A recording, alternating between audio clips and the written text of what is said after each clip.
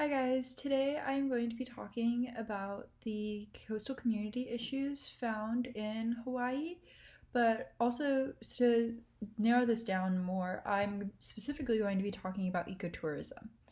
And the definition for this one, just found on the web, straight up for anybody to see without any interpretation, is responsibility to travel to natural areas that conserves the environment, sustains the well-being of the local people, and involves the interpretation and education. And from this, I walked away with the definition of I think that it is the natural world colliding with the land communities, working together to have a positive impact on the environment and the education of the people surrounding it. So the main part of this that I want to emphasize is the education of the people on the land and why they are there at this beautiful community that they wanted to come visit just because of the looks, but that's just not the basis of the ecology issues. And the main effort of bringing awareness to the surrounding community is to protect the beautiful natural environment and land that the Hawaiians have created and protected for this long. It's such a delicate ecosystem that can be torn down so easily that I think we all kind of forget about this while looking at the beautiful aspects Hawaii has to offer.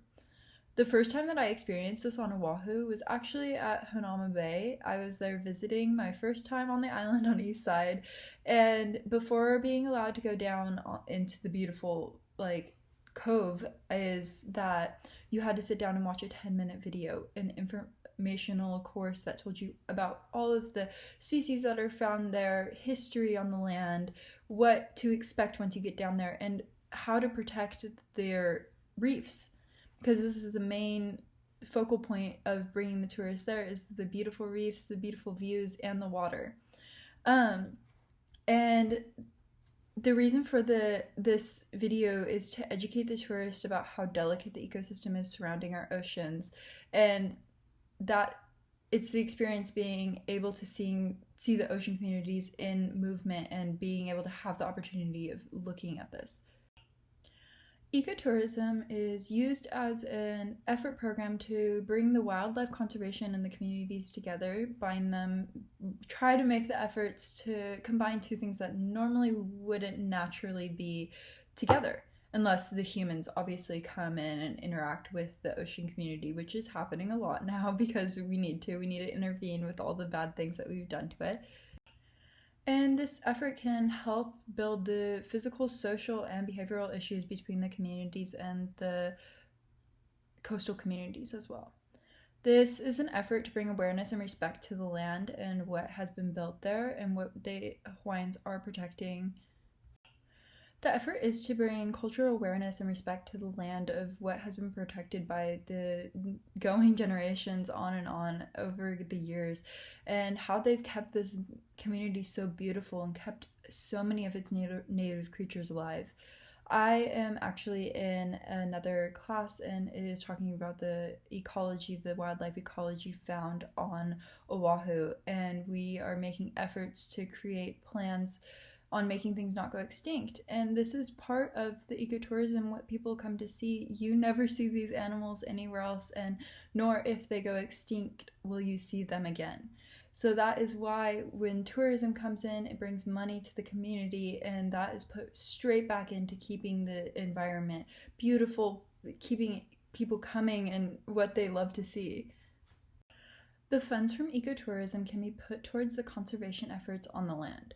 I know that there are many projects going on with the native wildlife alone, and that in another class I am studying is seeing the opposing effects that tourism has on the wildlife and decreasing its population, how the intervention of humans isn't always necessary to keep a species alive, but it also is very necessary for some because they are declining so fast.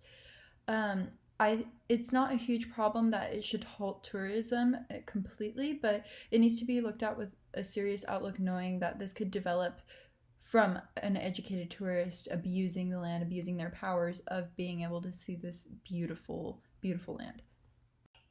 Whenever traveling now after moving to Hawaii, I think it's so important to educate myself on the origin of where I'm going to be going, what their community normal behaviors are, and what to expect with their environment. What should I not be going to? Should I not be going on these illegal hikes because they are trying to preserve the land for future generations. I think right now that this is super prevalent with the hiking community in Hawaii right now, and the tourists wanting to go on all of these amazing hikes to get the views, to see everything at once, to possibly get the fullest experience they can while traveling that far. And I think that this is wonderful. But for example, the Stairway to Heaven hike, there are so many tourists that want to go on this hike because it's beautiful and nobody really goes on it. It's so unknown for somebody to have done it. But it's being shut down because the land is being destroyed. It's causing unnatural things to happen, and they want to preserve this for future generations to be able to see the wonderful things that this created naturally. So it's not that the governments are being mean or trying to discourage tourism. They just want to make sure that their land is being preserved at the same time of keeping the economy going with all the tourists coming. So a very recent article that I found that relates to ecotourism is the Princeton graduate students. I'm sure a lot of you guys have heard about the U Experience. This is basically a program where students sign up from the mainland, and since everything is online, they will take their courses from a bubble in Waikiki. These Princeton graduate students rented out 2 huge hotels to have these students come stay, pay to live there, and have the luxury of being on a beach studying. The mayor hasn't approved this yet because there is quite the local upset at this proposal.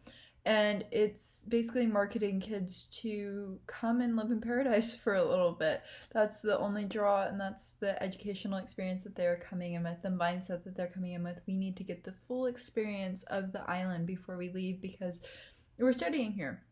And I completely understand where these graduate students are coming from, of wanting to give these students the ideal experience, and it's a very, very good idea, but for the people who live there, it is not such a wonderful idea. These students are going to be coming in not understanding the delicate ecosystem that surrounds Hawaii and the islands. Especially with the COVID issue happening so recently, the economy has already been torn down. This is going to boost it a little bit, but is it worth putting these multi-generational homes at risk? And also the destruction of the land that they have preserved for so long. Is it worth having these students come for the financial side of things in risk of the beautiful land that they have kept?